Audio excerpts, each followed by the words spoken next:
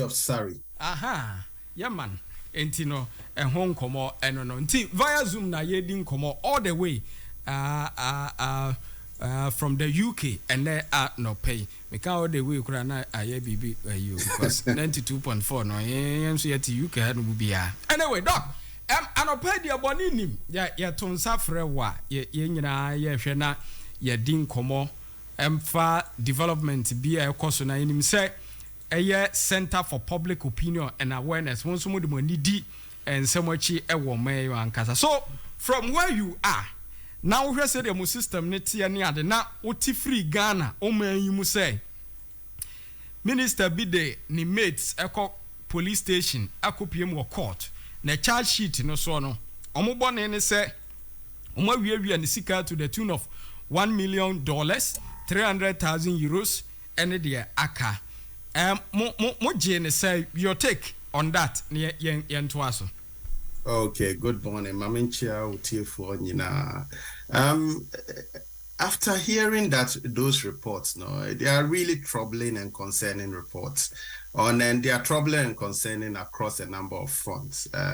Me say first, Sika Omo boy, the sums of money that is said to be kept by someone in their house is really huge sums of money. Few or making claims that sum of money can build about 14 schools.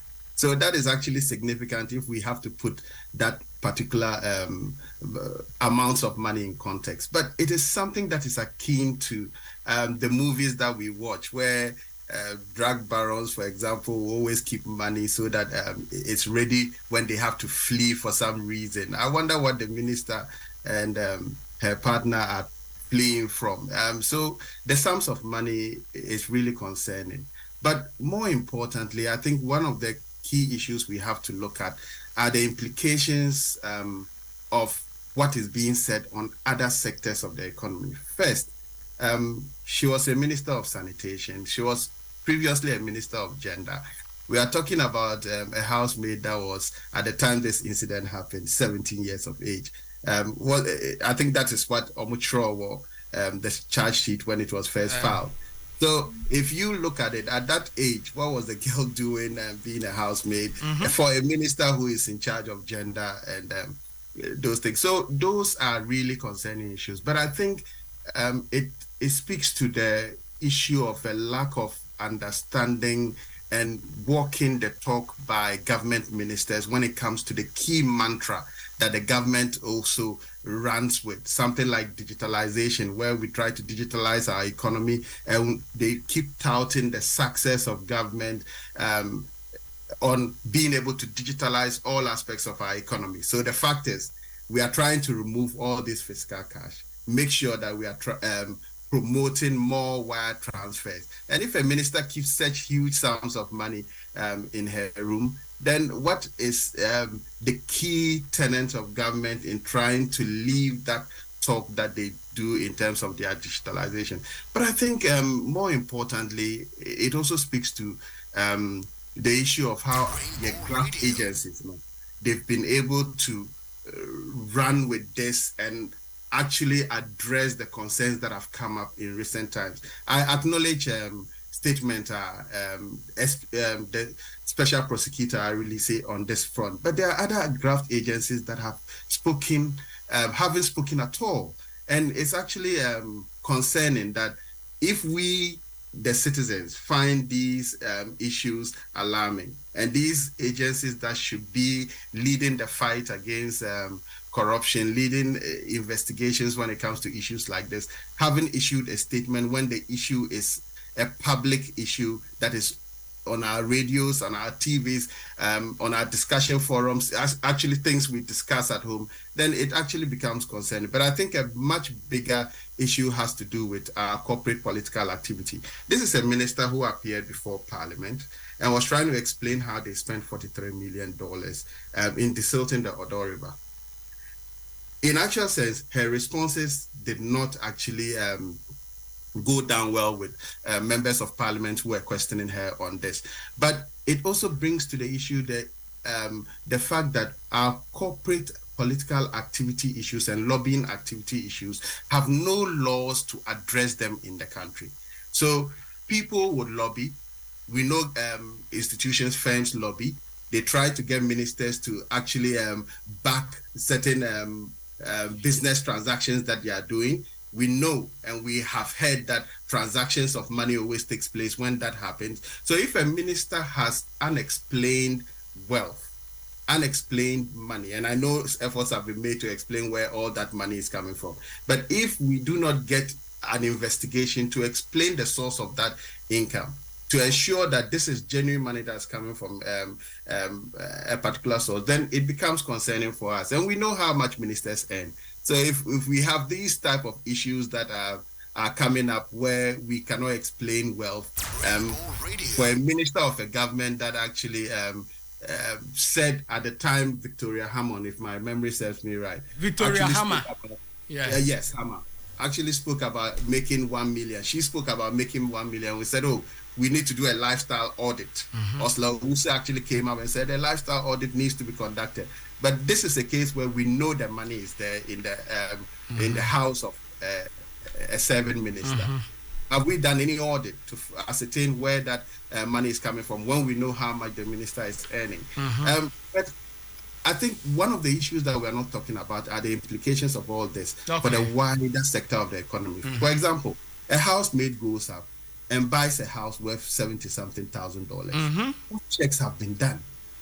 Don't we have a conveyancing system where you need to go through and evidence where your money is coming before you use it to buy a property like a house? That's huge sums of money.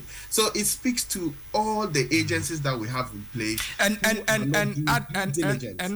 command me new obedi no no kranso can say you bet me a rope in nansane or a banking sector reform.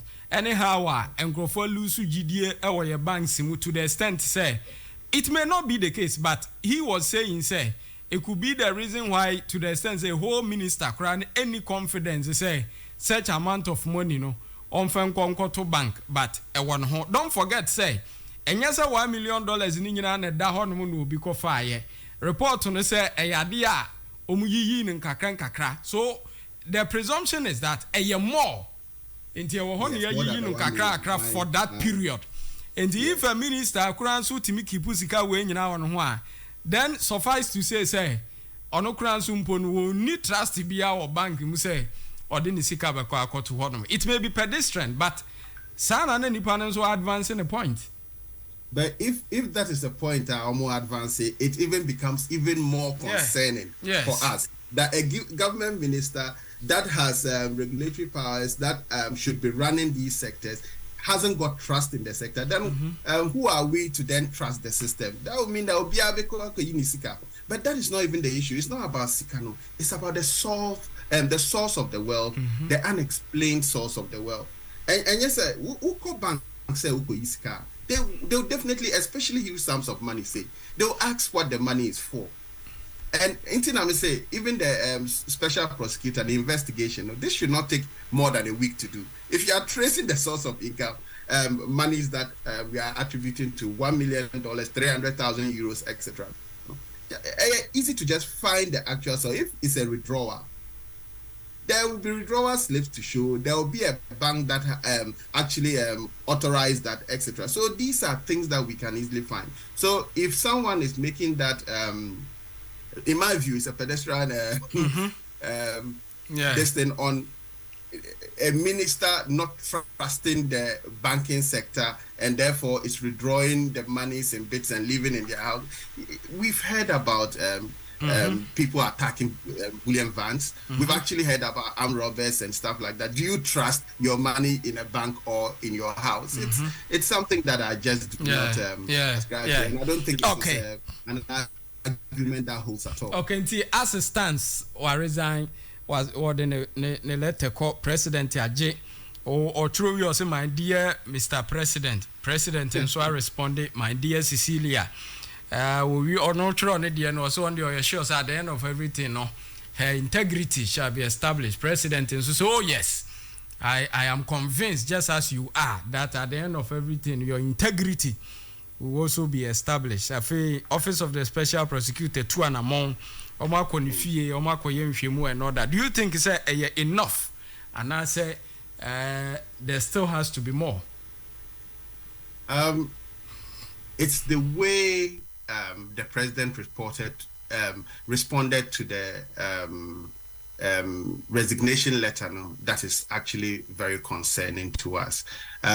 What kind letter it goes to more or less exonerate her or believe that she'll be exonerated at the end of this. We are not saying that anyone is guilty when issues like this come, but I think they should go through the right processes. For someone at the helm of a country like Ghana, if you make a statement like that in your letter, it sends signals to the agencies that are responsible for investigating the issue. Because if the president himself is making a statement that would suggest that this is not actually an issue that the minister may be found culpable of, then the agencies may react to it, and therefore that can influence. I'm not saying to influence, but it can influence the outcome of their investigation. But I just feel that her role going forward was untenable. Either she resigned or she would have been fired.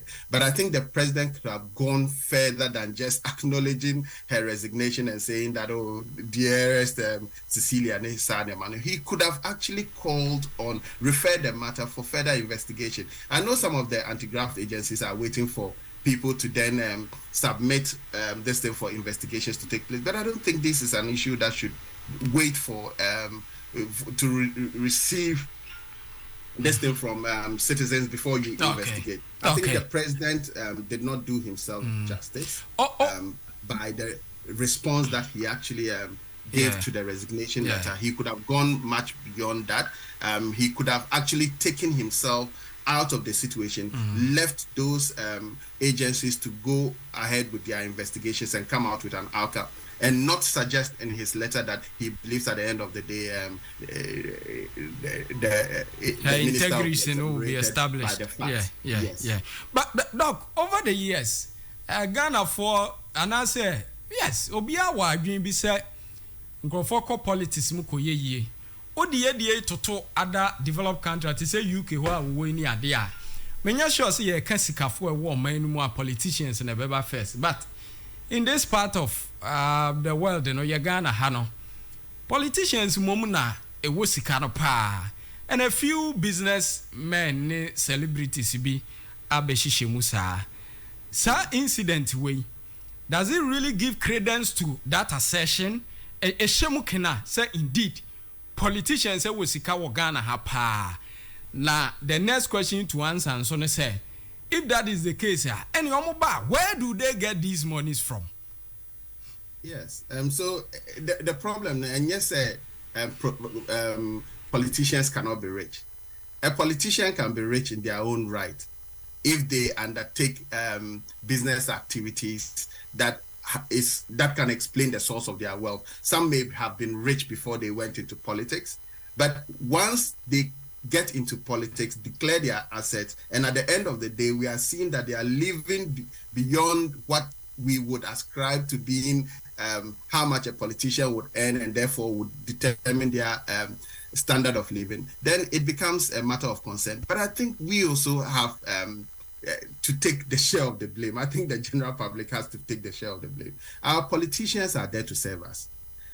We entrust our resources into their hands to help run our country and actually develop the country in the process. We pay them for the service they render. It's a service. They are not doing us a favor. If they're doing us a favor, then they should be using their own money to serve the people. They are not doing us a favor. So when I hear ministers say, oh, if you talk like that, we'll rather develop one part of the country and not develop the other, or we'll rather spend here and not spend there, it flies in the face of the very essence of why someone is in politics. Public service. That is the whole essence of it. So if someone goes into politics and now accumulates some wealth, and we cannot explain the source of wealth, then it then leads to only one conclusion, that it could be through corruption. And if it's true corruption, that is why we have the agencies in place to investigate. That is why we now have a law that says that, listen, they should declare their assets once they start. And at different points, then they would actually go into state what assets they have accumulated over the time, so that if we feel that there is an issue with how much they have accumulated over the period, then we investigate that.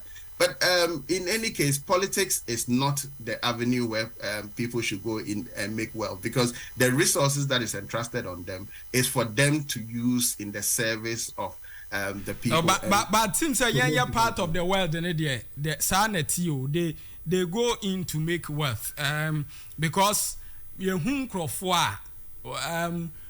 mean, no, obia we school baby will free no by virtue of the fact say Hoya party be stronghold and omo bobo anu anu win primaries no be MP. Why you say tam? You see, obisu a school a deputy minister education. Sikakura to me those days 25,000 yira on the car boot just like chese sikanu gugu musa yira chese obia enka I am normal be an abi be it and just a part of the world and idea. Come to make money. It appears so, and that should not be the case. Until now, we are where we are because of the way our politicians treat us and treat the resources that we have. Because a young for personal business, and they have to spend to say 100,000 Ghana cedis to make purchases. They are going to think twice. Undertake due diligence to ensure that they are spending their money for the reasons why they are getting it, and they are getting value for money. If they are making money out of this, which is not appropriate, then it becomes an issue. Meaning, sir, in certain countries, especially UK, for example, they have what is called an unexplained wealth order. If they see a minister or they see an individual, any citizen who is showing off certain wealth that they cannot explain, they can actually get an order from the court to say that the person should explain the source of their wealth. If they are unable to explain the source of the wealth, what they do is that they confiscate and freeze all the assets that the person has got. These are the type of laws that we need in place in Ghana to ensure that people are able to explain. Yes, people may find different ways of diverting wealth through relatives, through friends, setting up companies in the names of others. But this is where we need our agencies to be doing proper investigation, ensuring that people are not taking advantage of the meager resources that we have in the country at the expense of people. And I think if we as citizens also demand they say, oh, we see a politician, and say things, where do we think they are getting the money from? So that is why I say we are to blame in part of this, because if we say, oh, my and all that, then they'll find the money elsewhere. They'll steal our own money and give it to us. And that then becomes a problem for us. So we must be demanding of politicians to offer us service, not to offer us money, and make them aware that this is a rule that is for public service and it's not for the accumulation of wealth. We now see a lot of politicians, they have their small boys. Once they are leaving office, they also spend a lot to get their small boys into office. And it becomes a perpetual thing that keeps on going, where our politicians our new coming politicians are learning all the bad stuff from those that they are inheriting from, and it is actually concerning. We need to address these issues. Doc, Anope, you better say for the extensive conversation, but ansana obekono, yan how do we find you say asset declaration ewa ha, but your asset declaration no kurano any component of verification into the TNA say under the current asset declaration regime no emrano chere say yabo udin sir ebia Dr. Abdul Razak Alhassan be minister of so and so declare your asset one hour transfer watch I have this here, I have that here, I have this here. Now they are called to AG office obm follow up and correct say if indeed okay, so what 917? Do you have the 17 houses? Okay, so what cars 30? Do you have the 30 cars? Nobody verifies. And you can do this. Nabra wabe minister na say wabenya say the you fight very hard to ensure say you fulfill these things. Obi find it out. You can only tell the person, but go and look at my asset declaration document. I told you I have 17 houses, I have 10 cars, I have, yes, and this is it. Meanwhile, maybe as at the time I can't have now we need, but because I'm running any verification component to be nobody verifies.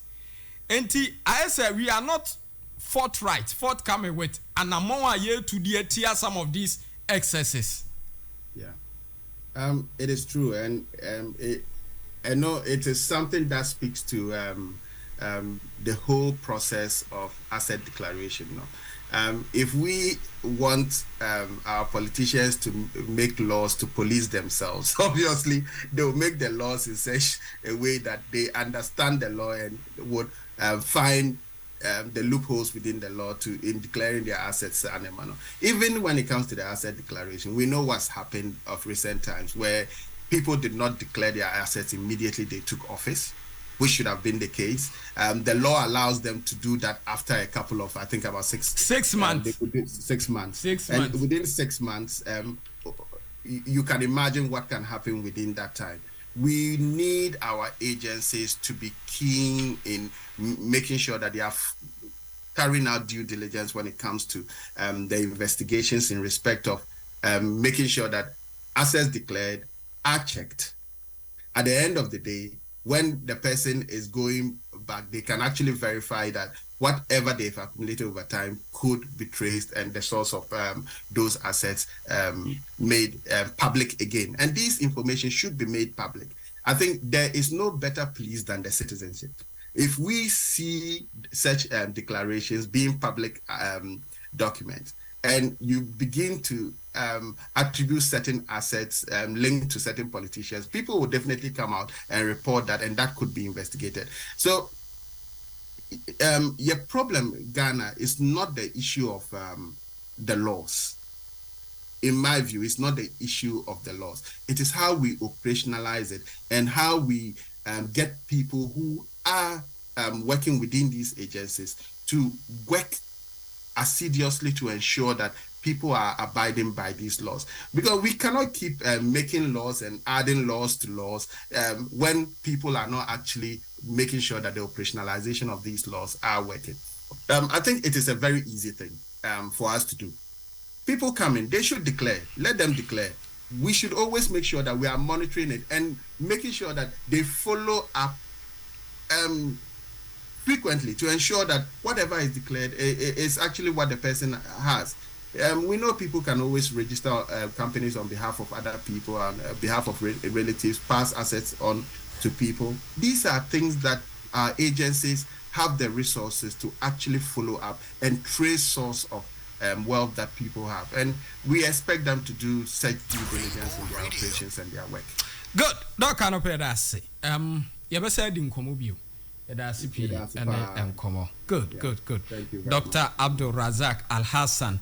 Anna Ote said, Yanino Chichen and Komo and ne no pay ye, Yanity the woman of pay.